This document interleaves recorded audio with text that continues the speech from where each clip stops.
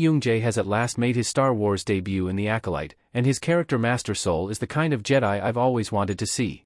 The Jedi are an important part of the Star Wars myth, and they certainly get their spotlight in The Acolyte. Taking place 100 years before Star Wars, Episode 1, The Phantom Menace in the High Republic era, the Jedi are experiencing their golden age. They are certainly less dogmatic than the Jedi Order of the prequels, but the shadow of who they will become still lingers.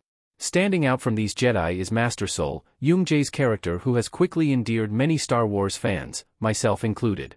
From his very first scene, it becomes clear that he's different from the other Jedi of his time, as he maintains faith in his former Padawan who left the Jedi Order and clings to the nostalgia of the relationship they once had. There's a softness to him that is utterly refreshing, and it paints him as the ideal Jedi I've always wanted from the Star Wars franchise, mostly because of this vulnerability he displays. Master Soul doesn't shut himself off from his emotions. Soul embraces what he feels responsibly. The vulnerability Master Soul displays is mainly a result of him embracing his emotions rather than forcing them away.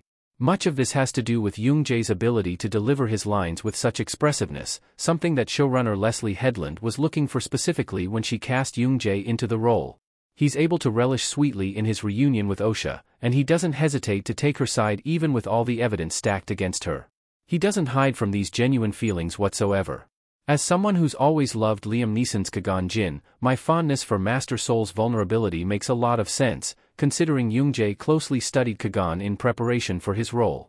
Even then, however, Qui-Gon was better at shielding his emotions than Master Soul. I often find myself smiling with warmth whenever Soul and Osha interact, particularly when they dwell upon their fonder memories together.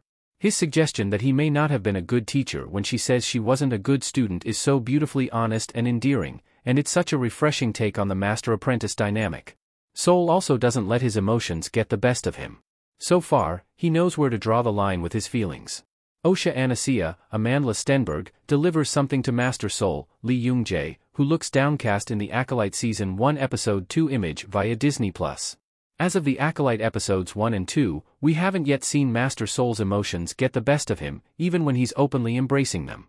While he's concerned about Osha and is mourning the death of his friend Master Indara, Soul doesn't take his emotions out on anyone or anything. He recognizes how important it is to be honest with the way he's feeling without letting those feelings guide him completely. This, to me, is a healthy picture of what all Jedi should be.